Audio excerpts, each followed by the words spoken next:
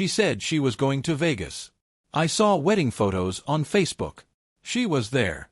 With another man. Living another life. Original post. I'm writing this from my home office at 2 a.m. because I can't sleep. I haven't slept properly in 3 days. My hands are shaking as I type this, but I need to get it out somewhere, and I can't tell anyone in my real life yet. Not until I know what I'm going to do. My wife, 32F, and I, 34M, have been married for 8 years. We have 2 kids, a 6-year-old daughter and a 4-year-old son. I thought we had a good marriage. Not perfect, but good. We argued sometimes about normal things, dishes, schedules, whose turn it was to pick up the kids from school. But we laughed together. We planned together. We built a life together. Or so I thought. She left Friday afternoon for what she called a girls' weekend in Vegas. Her college friend's bachelorette party, she said. She does this 4 or 5 times a year. Girls' trips, spa weekends, bachelorette parties. I never questioned it. Why would I? She always came back tired but happy, showing me pictures of brunch mimosas and poolside lounging. I stayed home with the kids, handled bedtime routines, made pancakes on Saturday morning. I thought I was being a good husband, giving her space to maintain her friendships. I trusted her completely. Saturday night, after I got the kids to bed, I was scrolling through Facebook. Just mindless scrolling, the way you do when you're tired but not ready to sleep. A mutual friend had posted something, and I clicked through to their profile, then clicked through to someone else's, the way you do. And then I saw it. A wedding photo. Posted just hours ago. A beautiful outdoor ceremony somewhere with mountains in the background. The caption read, "Congratulations to the happy couple. John and Sarah's wedding was absolutely magical." I almost scrolled past. I don't know anyone named John or Sarah. But something made me stop. Something about one of the women in the background. The way she was standing. The tilt of her head. I zoomed in. My wife. My wife was at this wedding. Not in Vegas. Not at a bachelorette party. At a wedding, in what looked like Colorado or Utah, wearing a burgundy dress I've never seen before, her hair done up in a way she never wears it for me. And there was a man's arm around her waist. A man I've never seen before, late 30s, looking at her like she was the center of his universe. I stared at that photo for 20 minutes. I kept zooming in, zooming out, looking for some explanation. Maybe it was an old photo. Maybe she had a look-alike. My brain was doing gymnastics trying to make it make sense. But it was her. The small scar on her left shoulder from a childhood accident. The birthmark on her collarbone. The way she smiles with her eyes first, then her mouth. It was undeniably, unmistakably her. She said she was going to Vegas for a bachelorette party. She was at a wedding. With another man. In another state. Living another life. I didn't sleep that night. I went through her Facebook profile, looking for anything I might have missed. Her privacy settings were tight. I could only see what she wanted me to see. But I started clicking through tagged photos, the ones from mutual friends, acquaintances, anyone connected to her. And I found them. Photos going back years. Different events. Different locations. Different life. In these photos, she wasn't tagged as my wife's name. She was tagged as Sarah Mitchell. Mitchell. Her maiden name. I found photos of her at Christmas parties I'd never heard about, surrounded by people I've never met, the man from the wedding standing beside her with his arm around her. Beach vacations in places she told me were work conferences. Birthday dinners where she's blowing out candles while people I don't recognize cheer her on. I went through her Facebook. Years of photos with this man. Vacations. Holidays. Family gatherings. She's been living as 2 people. I never knew. I did a reverse image search on the man. It took some digging, but I found his profile. His relationship status.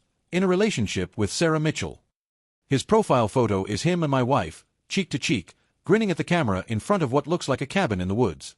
His name is David. He lives in Colorado. He works in marketing. My wife told him her name is Sarah. She told him she works remotely in tech consulting. She told him she's single. He thinks she's Sarah Mitchell, single, working remote. I think she's my wife, mother of our kids. We're both wrong. She's neither. She's something else entirely. A person who has been methodically, carefully, deliberately living 2 complete lives for what appears to be 7 years. Update 1. 5 days later. I haven't said anything to her. She came home Sunday night, tired as usual, telling me stories about Vegas that I now know are complete fabrications. The bachelorette party that went to 3 different clubs. The bottomless brunch that turned into an afternoon by the pool. The friend who drank too much and had to be carried back to the hotel room. All lies. Every word. Told with a smile, with warmth, with what I now recognize as practiced ease. I watched her lie to me and I felt nothing. That's the strangest part. I thought I'd feel rage, betrayal, devastation. Instead, I felt like I was watching a stranger. Like the woman I married died somewhere along the way, and this person wearing her face was someone I'd never met. I've spent the last 5 days investigating. I feel like a detective in my own marriage, which is a sentence I never thought I'd write. Here's what I've pieced together. We got married 8 years ago. We were happy, genuinely happy, I believe that now. Our daughter was born 2 years later. And then, when she was 1, my wife started taking girls' trips. It was innocent at first, or so I thought. A weekend here, a long weekend there. I encouraged it. I thought she needed time to be herself, not just a mom. But 7 years ago, something changed. The trips became more frequent, more regular, and, I now realize, more carefully scheduled. 4 to 5 times a year she goes on girls' trips. That's 4 to 5 times a year she lives with him. She's been doing this for 7 years. I did the math. That's roughly 30 to 35 visits over 7 years. 3 to 4 days each time. Between 100 and 140 days of living an entirely different life with an entirely different man. I found plane tickets in her email. She's careless about her passwords, apparently, or maybe she never thought I'd look. Denver, Colorado Springs, Aspen. Every single Vegas trip was actually a trip to Colorado. I found hotel reservations at a cabin that I now know David owns. I found rental car receipts. I found restaurant reservations for 2. I trusted her completely. Never questioned the trips. Never checked her phone. And she used that trust to build an entire second life. Update 2, 2 weeks later. I've made contact with David. It took me a week to work up the courage. I wrote and rewrote the message a dozen times. I didn't want to sound crazy. I didn't want to sound vindictive. I wanted to be clear, direct, and give him the choice to respond or not. In the end, I sent, "We need to talk. It's about Sarah. I think you and I have both been deceived." He responded within an hour. I could feel the confusion through the screen. "Who is this? How do you know Sarah?" I sent him one photo. Our wedding photo, 8 years ago.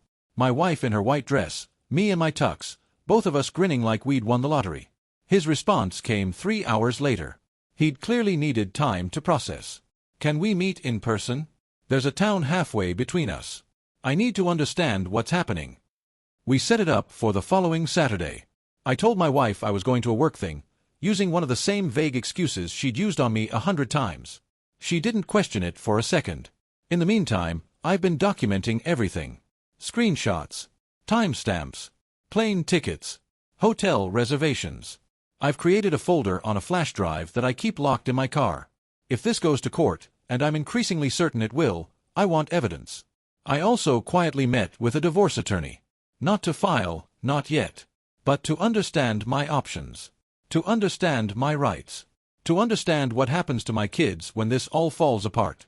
She was professional, thorough, and not even slightly surprised by my story. "You'd be amazed how common this is," she said, and something about that made me feel both better and infinitely worse. Update 3, the meeting. I drove 4 hours to meet David in person. We'd agreed on a small coffee shop in a town neither of us had any connection to. Neutral territory. I got there first. I ordered a coffee and sat in a corner booth, watching the door. My heart was pounding so hard I could feel it in my teeth. I didn't know what I expected him to look like in person. Maybe I expected to hate him on sight. Maybe I expected him to be someone obviously untrustworthy, someone I could blame. But when he walked in, I saw a man who looked exactly like I felt. Devastated. Confused. Holding himself together through sheer force of will. He was my age, maybe a year or 2 older. Average build, average height. He was wearing a flannel shirt and jeans, like he'd grabbed whatever was closest to the door. His eyes were red-rimmed. He spotted me and walked over. For a long moment, neither of us said anything. "What do you say to the other man your wife has been secretly living with for 7 years? Finally, he spoke. "I've been with her for 7 years. I thought she was the one. I was saving for a ring." I felt the words like a physical blow. I've been married to her for 8. We have 2 kids. A daughter who's 6 and a son who's 4. His face went white. Kids? She has kids. That's when I knew. He hadn't just been deceived about me, he'd been deceived about everything. In his version of reality, the woman he loved was a single, childless remote worker named Sarah who came to see him several times a year because her job required her to travel. In my version, she was a devoted wife and mother who maintained friendships through regular girls' weekends and deserved the space to be her own person. Both versions were complete fabrications. We spent 4 hours in that coffee shop. We compared timelines. We compared stories.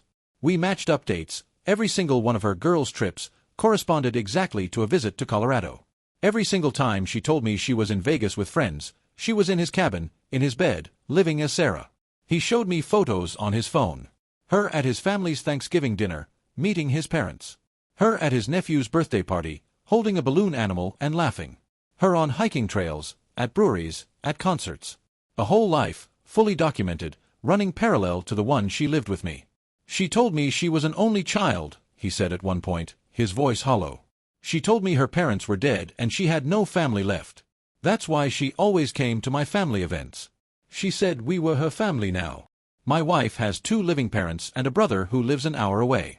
She spent last Christmas with them. With us. He told me about the routines they'd developed. How she'd arrive on Friday night and leave on Monday morning, claiming she had to get back to her home office in California. How she'd talk about her apartment, her cat, her life there, none of which exist. She doesn't have a cat. She doesn't have an apartment. She has a house, and a husband, and 2 children who think their mother is the most wonderful person in the world. I was going to propose, he said again, and this time his voice cracked. I had the ring picked out. I was waiting for her next visit to ask.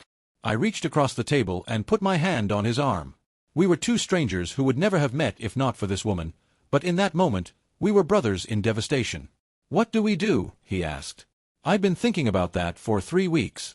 I'd imagined confronting her alone, watching her try to explain. I'd imagined walking away without a word and serving her with divorce papers. I'd imagined screaming, crying, breaking things. But sitting across from this man who had been deceived as completely as I had, I knew what I wanted to do. We confront her together, I said. Both of us. At the same time. She doesn't get to keep the lies separate. She faces them all at once. Update 4. The confrontation. She had another girls' trip scheduled for 2 weeks after my meeting with David. But this time, I made different plans. I told her I wanted to do something special before she left. That I'd been feeling disconnected lately, and I wanted to reconnect. I booked us a table at an upscale restaurant downtown, somewhere we'd never been, somewhere nice, somewhere that felt like an occasion. She seemed pleased. Maybe even touched. She wore a black dress I'd always liked and did her hair up nicely. She kissed me before we left and said, "This was a sweet idea." I drove us to the restaurant feeling like I was made of glass. One wrong word and I'd shatter into a million pieces. But I held it together. I made small talk. I asked about her day, her work, her plans for the upcoming trip. "It's going to be so nice to see the girls," she said, checking her phone. "We're doing a wine tour this time." "That sounds fun," I said, and my voice didn't shake at all. We pulled up to the restaurant. I let the valet take the car. I held the door open for her. I gave my name to the hostess, who smiled and said, "Right this way. Your other party is already here." I saw the flicker of confusion on her face. "Other party?" The hostess led us through the restaurant to a booth in the back. And there, sitting with his hands folded on the table, was David. For a moment, nothing happened. She stopped walking. She looked at him. She looked at me. Her mouth opened, but no sound came out. Then her face went white. Not pale, white. The color drained from her like water from a tub. "Sit down," I said, my voice steady. I'd practiced this. I'd rehearsed it in my head 100 times. "We need to talk." She didn't move. David stood up from the booth. "Hello, Sarah," he said. "Or should I say Emily? I'm honestly not sure anymore what your name actually is." She made a sound I've never heard from a human being. Something between a gasp and a sob. Her legs seemed to give out, and she half fell into the booth. I sat down across from her.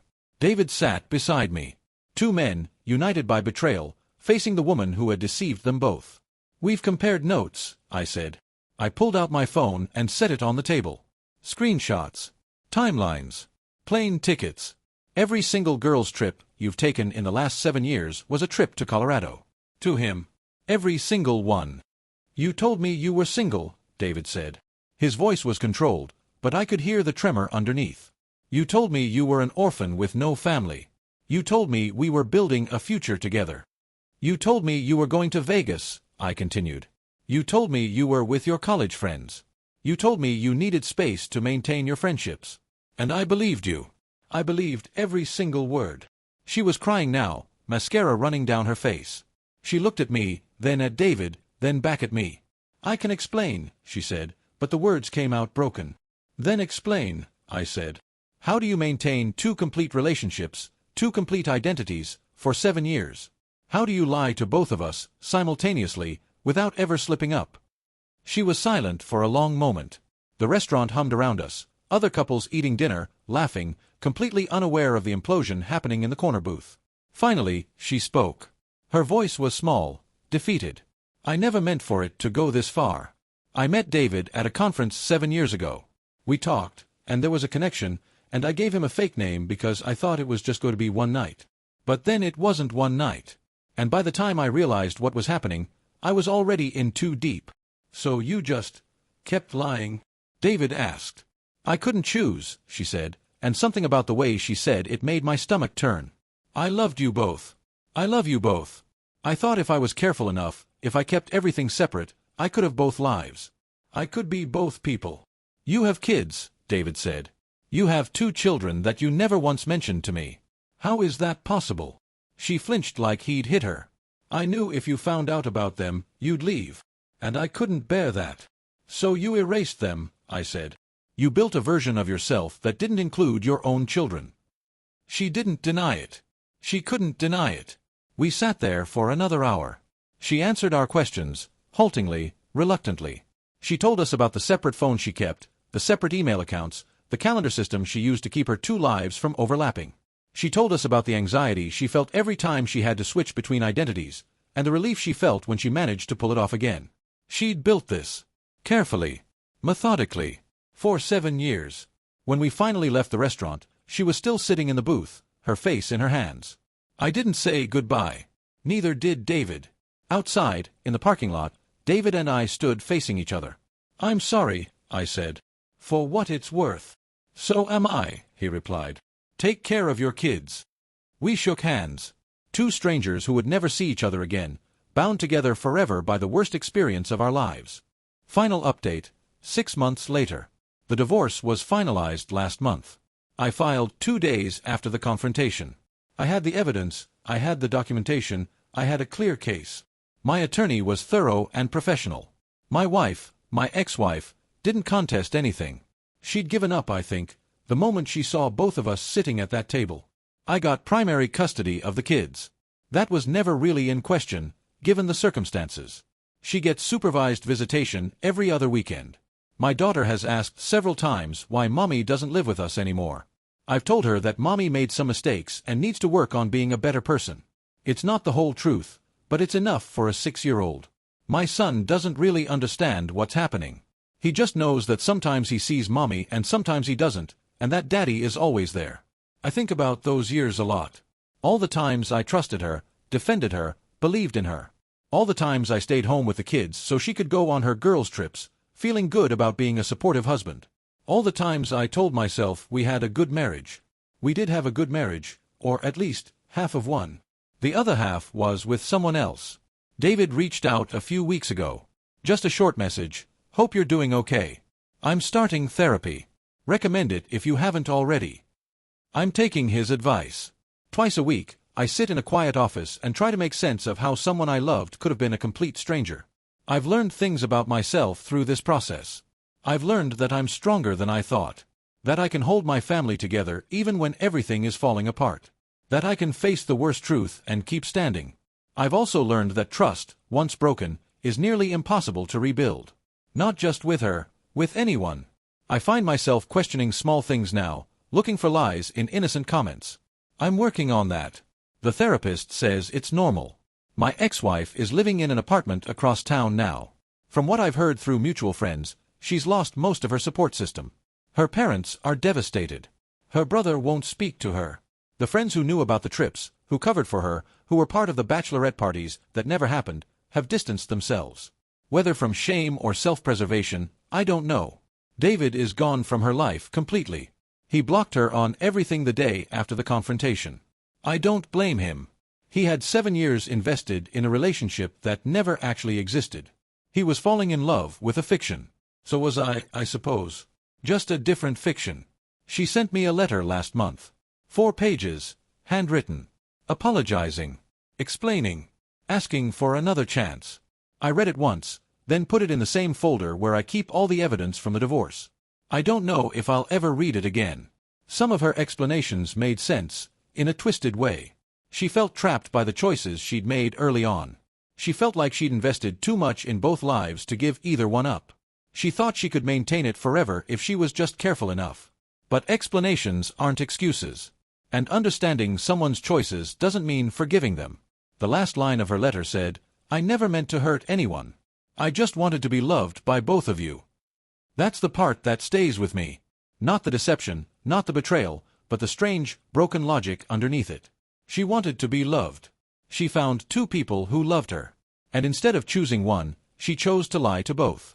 She built 2 lives because one wasn't enough. Now she has none. Some people are so afraid of choosing that they lose everything trying to have it all. I'm doing better now.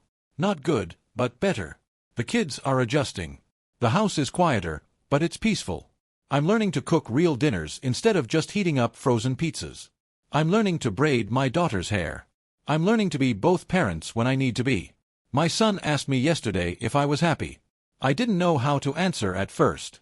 But then I looked at him, really looked at him, and I realized that despite everything, despite all the pain and betrayal and broken trust, I had 2 beautiful children who needed me. I had a life that was mine, fully mine, without lies or secrets or second identities. "Yeah, buddy," I told him. "I'm getting there." And for the first time in months, it wasn't a lie. Here's what I learned about trust. Once broken, it's nearly impossible to rebuild.